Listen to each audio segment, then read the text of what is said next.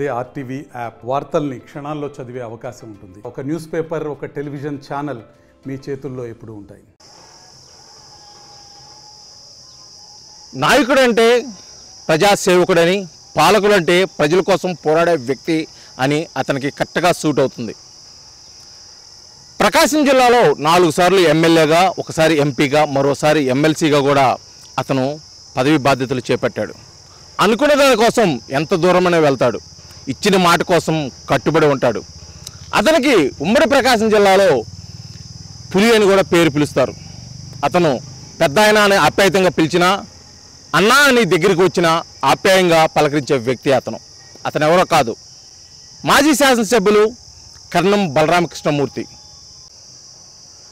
4 దశాబ్దాల రాజకీయ ప్రస్థానం, గల్లీ నుండి ఢిల్లీ దాకా చూసిన రాజకీయ అనుభవం, అయిన వారి కోసం ఇచ్చిన మాట కోసం ఎంత దూరమైనా వెళ్ళే స్వభావం, అసలు వెనక్కి తగ్గని స్వభావం, వెరసి అనేక ఒడిదుడుకులు, ముక్కుసూటి తత్వం అతని నైజం. అందువల్ల అతనికి ప్రజల్లో ఉన్న స్థానం ఎప్పటికీ పదిలం.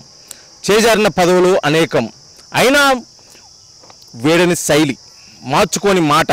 ఒక సందర్భం ఆయన చెప్పిన మాటలోనే అందుకు నిదర్శనం.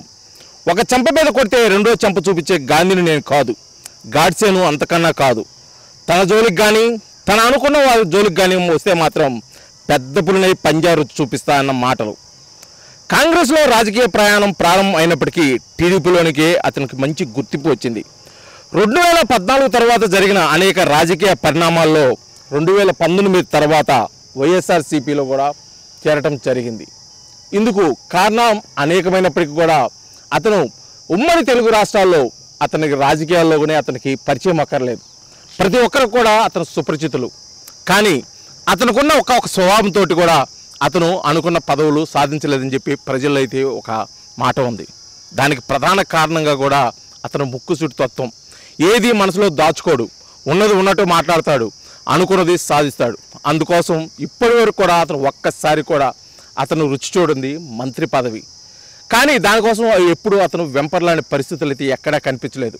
సుమారు 4 దశాబ్దాలకు పైగా రాజకీయ అనుభవం ఉన్న కర్ణం బలరామకృష్ణమూర్తి ఎందుకు అటువైపు మనసు మార్చుకోలేకపోతున్నాడు? పదవుల కోసం ఎందుకు మనసు తిప్పుకోలేకపోతున్నాడు? ఎందుకు కట్టుబడి మాట మీద ఉంటున్నాడు అంటే అతనికి ఆ ప్రశ్నలకు సమాధానం ఎవరు చెప్పలేని పరిస్థితి. ప్రజల కోసమే అతను ఏ పార్టీ మారినా, ప్రజల కోసమే అతను ఏ పోటీ చేసినా, ప్రజల కోసమే అతను ఎక్కడి నుంచి నిలబడినా, కానీ చివరకు ఇప్పుడు కర్ణం బలరామకృష్ణ రాజకీయ భవిష్యత్తు ఏ విధంగా ఉండబోతుంది? ఇప్పుడు ఉమ్మడి ప్రకాశం జిల్లాలో ప్రధానంగా వినిపిస్తుంది 2 విషయాలు. కర్ణం బలరామకృష్ణమూర్తి వైఎస్ఆర్సీపీ నుంచి మరొక్కసారి అద్దంకి నియోజకవర్గంలో ప్రాతినిధ్యం వహించబోతున్నాడా అనేదానికి అనుమానాలు లేవనెత్తున్నాయి. అందుకు పావులు కూడా కదుపుతున్నట్టు వైఎస్ఆర్సీపీ అధిష్టానం అయితే చూచాయి కూడా చెప్తున్న పరిస్థితి. మరోపక్క అదే కర్ణం బలరామకృష్ణమూర్తి మరొక్కసారి టీడీపీ తలుపు తట్టనున్నాడని కూడా తెలుస్తుంది. ఇప్పటికే కొంతమంది ద్వారా మంత్రాలు కూడా జరిగాయి. కొన్ని పెద్ద తలకాయలు కూడా ఇందుకు మార్గం సుగమం చేశాయి. కానీ ఒక మంచి ముహూర్తాన కర్ణం బలరామకృష్ణమూర్తి టీడీపీకి వెళ్ళనున్నారు. ఈసారన్నా కర్ణం బలరామకృష్ణమూర్తికి ఆ మంత్రి పదవి దక్కనుందా అని కర్ణం బలరామకృష్ణమూర్తి వర్గీయులైతే ఎంతో ఆశాభావం వ్యక్తం చేస్తున్న పరిస్థితి. అది కాకుండా వైఎస్ఆర్సీపీ అధిష్టానం చెప్పినట్టు మరోసారి అద్దంకి నుంచి వైఎస్ఆర్సీపీకి ప్రాతినిధ్యం వహిస్తే ఈసారి అక్కడ రాజకీయం ఏ విధంగా ఉండబోతుంది? ఓటమి ఎరగని గొట్టిపాటి రవిని ఏ విధంగా ఎదుర్కొనబోతున్నాడు? రానున్న రోజుల్లో రాజకీయ ఎత్తులు పై ఎత్తులు ఏ విధంగా ఉండబోతున్నాయి?